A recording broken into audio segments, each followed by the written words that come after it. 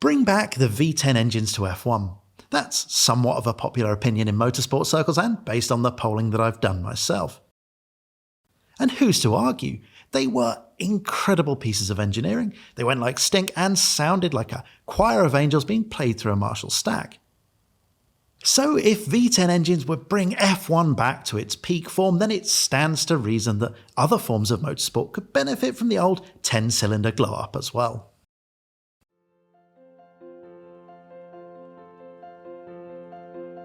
As you probably guessed, that's where sim racing steps in.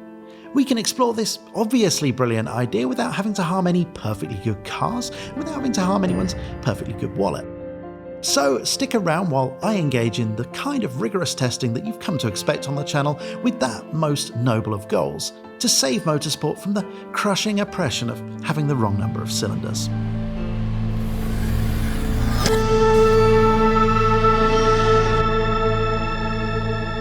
As you would expect, Assetto Corsa is the perfect tool for this experiment.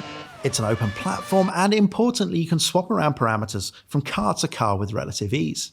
I've decided to use Kunos's Ferrari F2004 engine because, well, it's the GOAT, and I'll be swapping it in and out of our willing participants, starting with the obvious choice.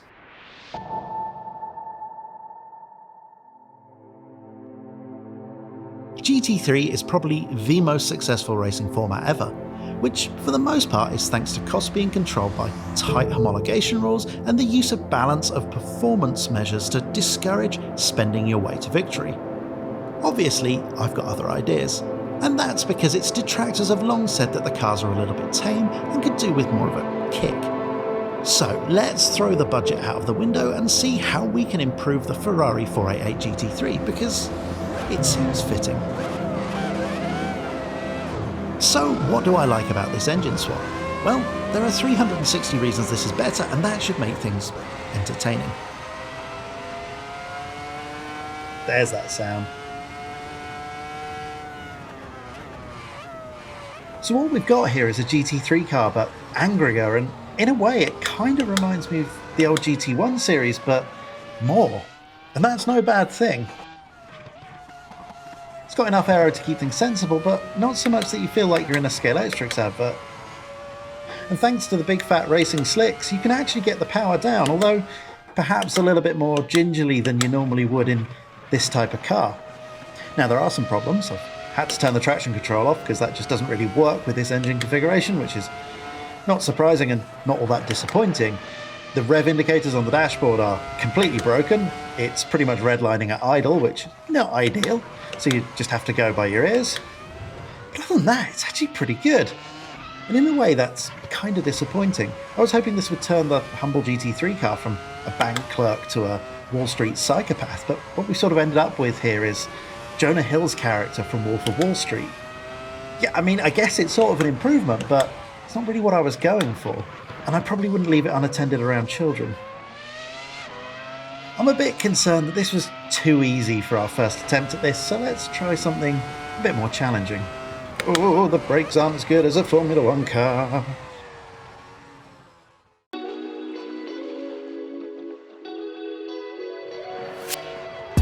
As they say, Miata is always the answer, and as it happens, a lot of you thought as much as well.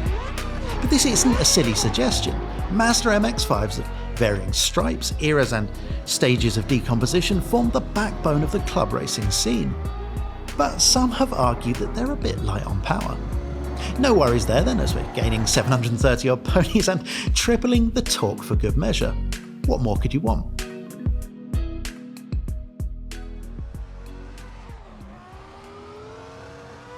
Traction. Traction is what's missing here. The road-going all-weather tyres really weren't designed to handle anything like this amount of power. And speaking of which, let's check in on the rear tyres and see how they're doing. Yeah, that's going to be an issue. And if that weren't enough, there's also the drivetrain, which I've only superficially tweaked, which means if I step more than about 10 or 15% on the throttle, it all ends, well, like this. If Miata is truly the answer, then there's a good chance I've been asking the wrong question. And it's at times like this that I think, what would Bernie Ecclestone do? there is a bit of a history of putting F1 engines into other forms of motorsport and it working out just fine. So I thought, let's imagine what would have happened if Bernie and Max had set their sights on killing off DTM with mandated F1 engines rather than Group C. Okay, so it is a flimsy premise, but I actually think this one might strike the right balance.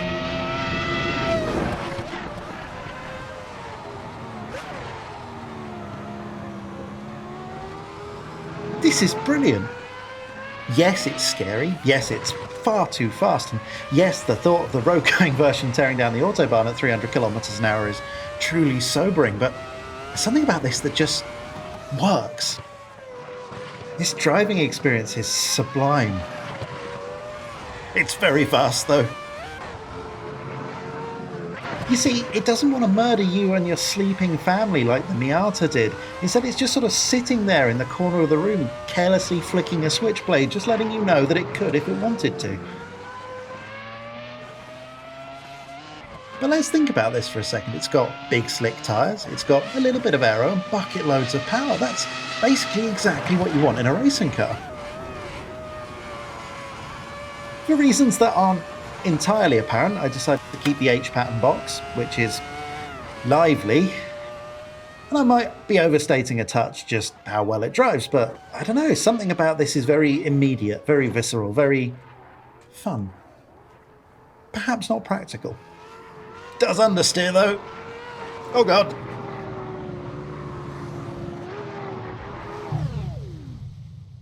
It's possible that I may have got a bit carried away there, but I did learn some things. For one, F1 V10 engines were rather impressive. The relentless grunt, the endless revs and the very linear power delivery made for a hell of a driving experience. In the right chassis with a shed load of downforce. So perhaps it was imprudent to slap it in any old chassis and hope for the best. Who knew? Well, Bernie and Max for one, so I guess the main takeaway from the video is that I'm still bitter about what happened to Group C. Yeah, that's the takeaway. And I guess as a secondary takeaway, engine swapping in Assetto Corsa is really good fun and you should give it a try, perhaps with something a bit more sensible than I did. I used Victor's car tuner mod from Race Department because, well, it just makes life easier, and if you're interested in playing around for yourself, then I've put a link in the video description.